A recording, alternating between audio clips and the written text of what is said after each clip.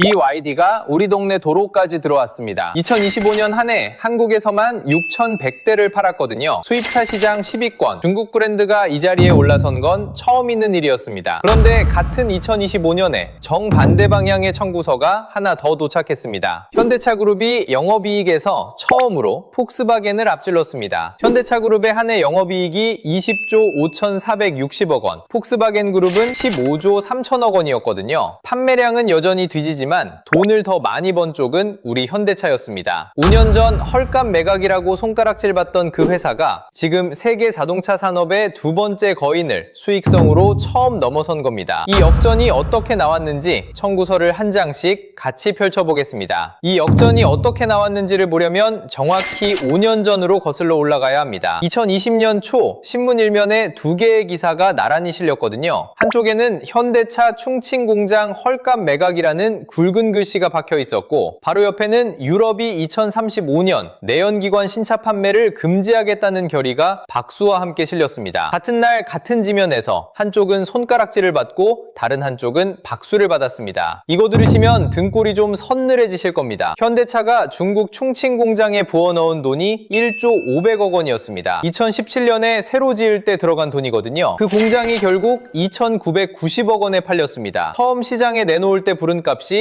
3,680억 원이었는데 그것도 안 팔려서 두 번 깎고 세 번 깎고 나서야 겨우 거래가 성사된 숫자예요. 투자금의 4분의 1도 건지지 못한 채 중국에서 발을 뺀 겁니다. 당시 한 증권사 리포트엔 이렇게 적혀 있었어요. 중국 사업 사실상 종료. 베이징 현대자산도 2016년 10조 6천억 원에서 8년 뒤에는 4조 원대로 내려앉았습니다. 8년 사이에 6조 원이 그대로 증발한 거예요. 현대차 중국 점유율은 2016년 6.1%에서 2023년에는 1.4%까지 빠졌습니다. 100명 중 6명이 현대차를 타던 시장이 100명 중 1명도 안 되는 자리까지 내려앉은 겁니다. 그때는 그 누구도 이게 정답이라고 말하기 어려운 그림이었습니다. 그런데 같은 그 시간 유럽 자동차 회사들은 정반대 방향으로 걷고 있었습니다. 2015년 폭스바겐 디젤 게이트 사건 이후 유럽은 디젤 자체를 사회 악으로 몰아붙이기 시작했거든요. 도시 한복판에서 디젤을 못 들어오게 막고 세금을 더 매기고 결국 2035년부터 내연기관 신차를 아예 못 팔게 하겠다는 결의까지 통과시켰습니다. 손가락질 받던 쪽이 답이라고 말하기는 어려운 그림이었습니다. 여러분 잠깐 상상해보세요. 같은 골목에 두 가게가 있습니다. 한 가게는 손님이 뚝 끊기자 조용히 가게를 접고 옆 동네로 이사를 갔고요. 다른 가게는 새 간판을 달고 더 크게 벌이겠다며 현수막을 내걸었습니다. 5년 뒤 어느 가게가 살아남았을까요? 지금 그 답이 숫자로 나왔습니다. 그런데 이 숫자만 보고 넘어가면 이 이야기에 반도 못 본 겁니다. 진짜 청구서는 따로 있거든요. 유럽 쪽 청구서부터 먼저 한 장씩 펼쳐보겠습니다. 자, 여기서 핵심입니다. 2025년 12월 16일 독일 드레스덴 공장이 생산을 멈췄습니다. 폭스바겐이 1937년 창사 이후 처음으로 독일 본토 공장 문을 닫은 날입니다. 두 차례 세계대전을 지나고 독일 통일까지 겪어낸 88년짜리 회사가 처음으로 본토 공장 자물쇠를 잠근 거예요. 이 공장은 원래 폭스바겐의 기술력을 과시하는 쇼케이스 성격으로 출발해 고급 세단을 만들다가 전기차 전환 흐름에 맞춰 ID3을 생산해왔던 곳이었다. 그 공장이 이제 드레스덴 공과대학에 임대돼 인공지능 연구 캠퍼스로 바뀝니다. 폭스바겐은 2030년까지 독일 직원 3만 5천 명을 줄이기로 노사가 합의했습니다. 독일 전체 직원 12만 명의 30%에 해당하는 숫자거든요. 연간 생산 능력도 73만 4천 대가 줄어들 예정이고요. 너무 단순해서 오히려 소름이 끼칩니다. 자, 이걸 여러분 자리로 옮겨보겠습니다. 우리 동네에서 가장 오래된 노포식당을 한번 떠올려보세요. 할아버지가 열고 아버지가 이어받아 손자가 물려받은 88년짜리 집입니다. 그 가게가 처음으로 직원 10명 중 3명을 내보내기로 했습니다. 그것도 자발적 퇴직 프로그램이라는 이름을 달고 조용히 한꺼번에요. 이게 지금 폭스바겐 안에서 벌어진 그림이에요. 그런데 폭스바겐 한 회사 얘기냐 하고 넘어가면 이 이야기에 반도 못 본 겁니다. BMW도 스텔란티스 스텔란티스도 같은 분기에 같은 방향으로 주저앉았거든요. BMW는 2024년 영업이익이 1년 전보다 37.7% 빠졌습니다. 푸조, 피아트, 지프, 크라이슬러를 한데 합쳐놓은 스텔란티스는 한 해에 약 35조 원 순손실을 받았는데 회사가 합쳐진 이래 처음 내는 연간 적자였습니다. 독일만 그러냐 하면 영국도, 이탈리아도, 프랑스도 같은 분기에 같은 줄에 서 있었습니다. 독일 자동차 부품업에서만 일자리 32만 개가 흔들린다는 추산이 나왔어요. 본사 한 곳이 휘청이면 그 본사에 볼트 하나 납품하던 동네 공장 수백 개가 같이 흔들리고 그 공장에서 월급 받아 자녀 학원 보내던 가정이 또 같이 흔들립니다. 그리고 이 회사들이 결국 다음 카드로 꺼낸 게 10년 전 디젤 게이트 이후 사회악으로 몰아붙이던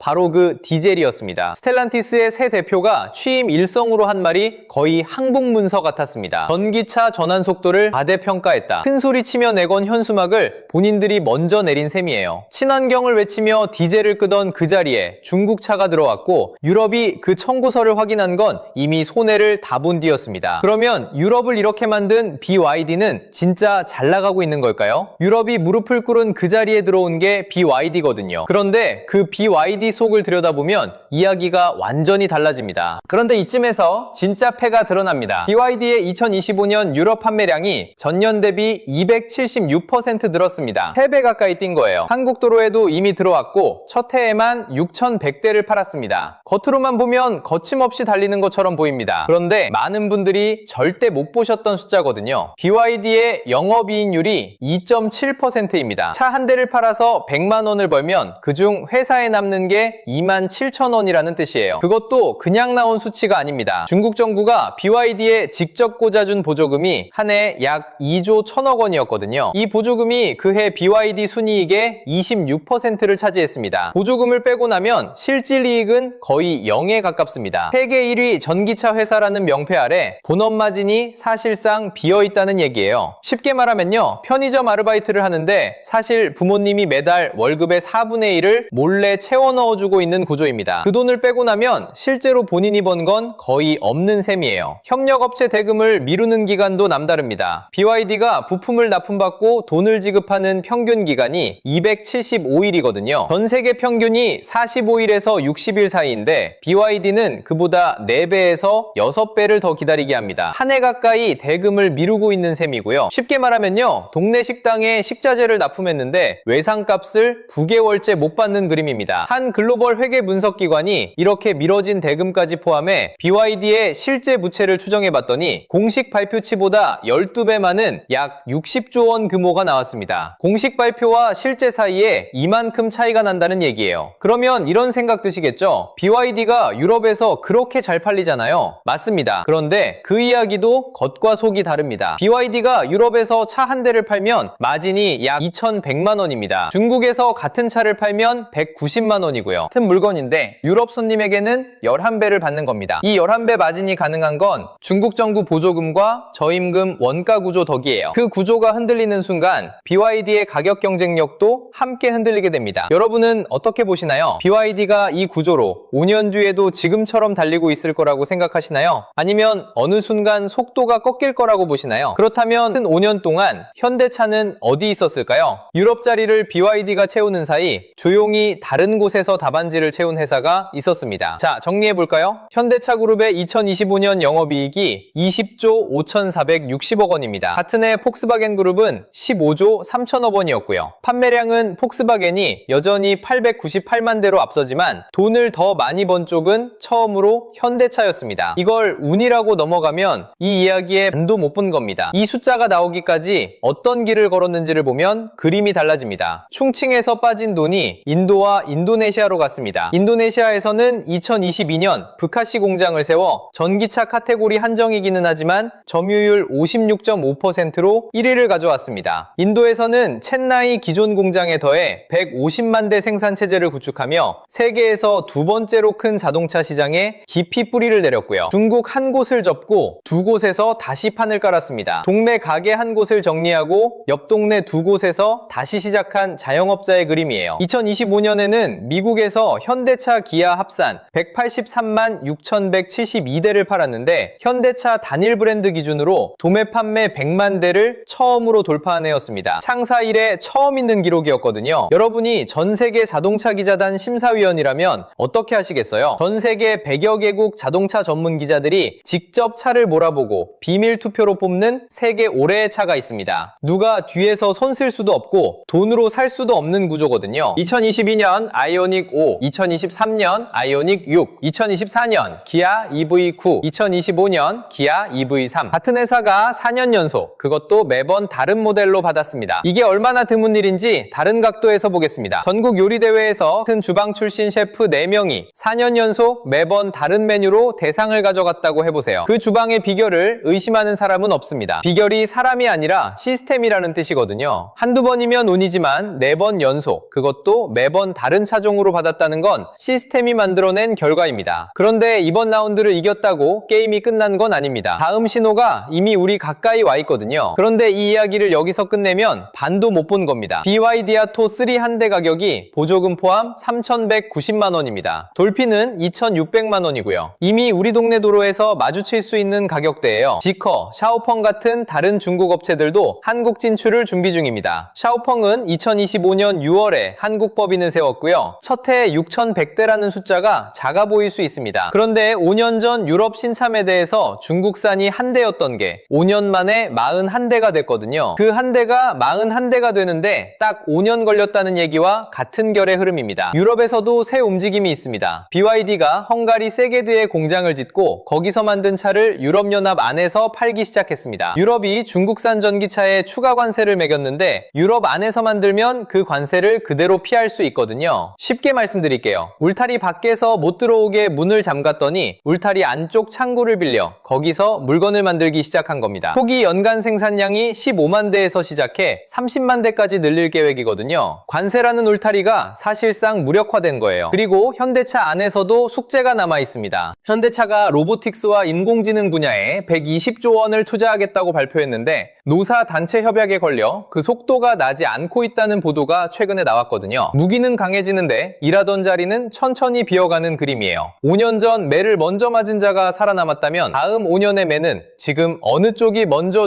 준비하느냐에서 갈릴 겁니다. 이번 청구서를 받고 자부심을 느끼는 것과 다음 청구서를 미리 채워두는 것은 다른 이야기거든요. 같은 5년 전 손가락질 받던 그 결정이 결국 답이었다는 게 숫자로 증명됐습니다. 그런데 그 증명이 끝이 아니라 다음 게임의 시작이라는 것도 같은 숫자가 말해주고 있습니다. 여기서 한 가지 여쭤보고 싶습니다. 5년 전 손가락질 받던 결정이 오늘의 역전을 만들었다면 지금 욕먹고 있는 결정 중에 5년 뒤 정답이 될 것이 뭐가 있을까요? 댓글로 솔직한 의견 드려주세요. 다음 영상에서는 현대차가 120조 원을 쏟아붓는 로보틱스 투자가 실제로 한국 공장을 어떻게 바꾸는지 그 안을 파헤쳐 보겠습니다. 오늘 영상이 도움이 되셨다면 구독과 좋아요 부탁드리겠습니다. 오늘도 시청해주셔서 감사합니다.